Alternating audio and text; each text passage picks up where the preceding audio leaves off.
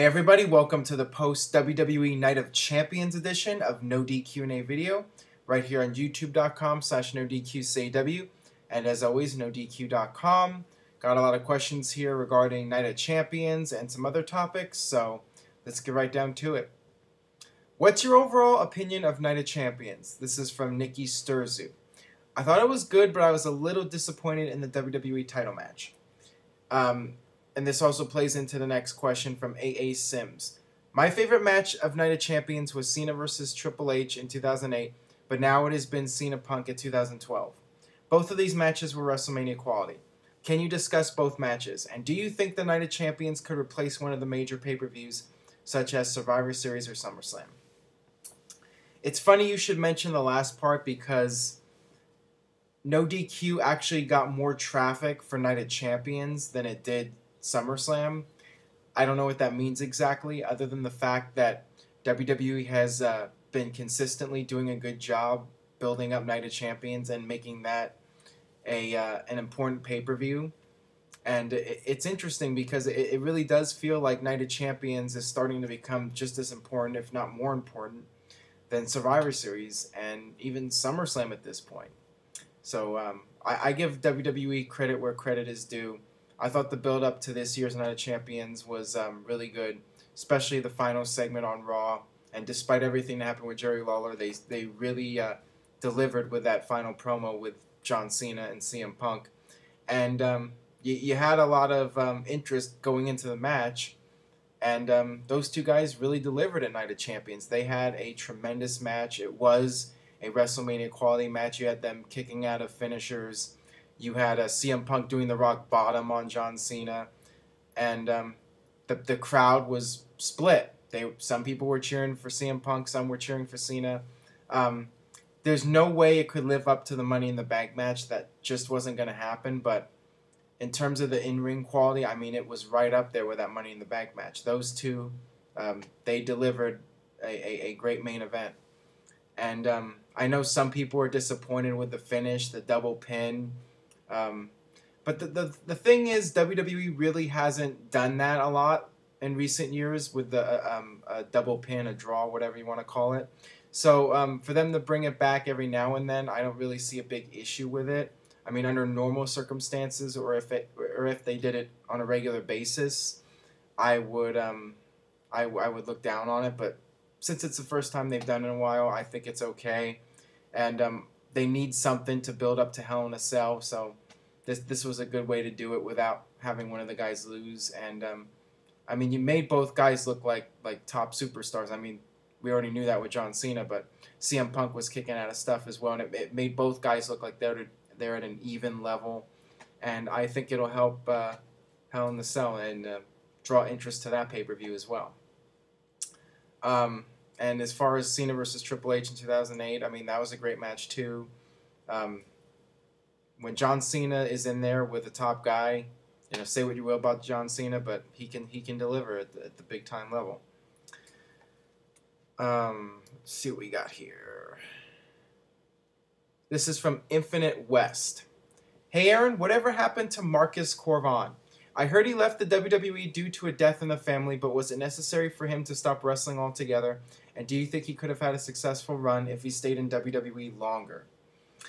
Definitely. I think that Marcus Corbin had a lot of potential, and his move, the Pounce, was actually something really unique, and I think it was starting to get over with the WWE audience. It was already over in TNA.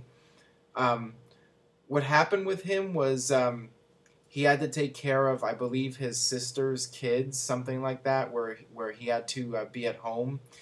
And the thing about Marcus Corbin, I believe that he was doing personal training besides wrestling, so he had a side job, and he could make a full-time living doing personal training, and that doesn't require him to be on the road. So I just think that because of those circumstances, he had to step away from WWE, and he was in a position where he could because he had another job. So that was just the way it was with him, and sometimes things don't work out. You know, personal life comes first, and then the wrestling business comes second for some people. That's just what happened with him, and it's unfortunate because he could have been a big deal. Just didn't work out. All right. This is from. That doesn't have a name here. On NoDQ&A video number 185, he mentioned a match between Brock Lesnar and Batista being huge.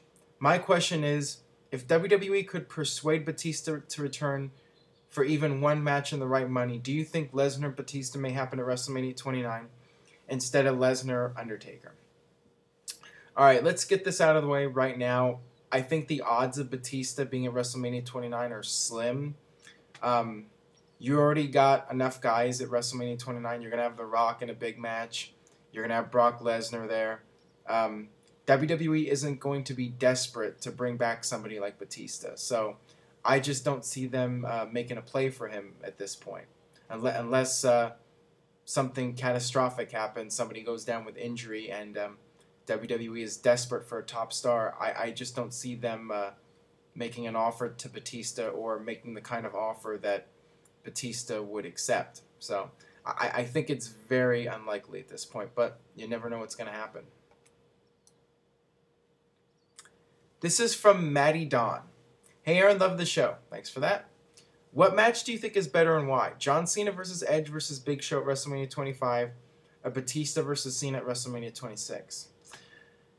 Do I really have to pick? Can I say neither? I would probably have to say the triple threat match at WrestleMania 25, only because I remember the finish with John Cena hoisting both guys up, and that was a WrestleMania moment, a visual right there.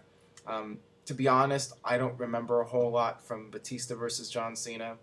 I tend to remember the matches they had after WrestleMania, the Last Man Standing match with the duct tape and the I Quit match.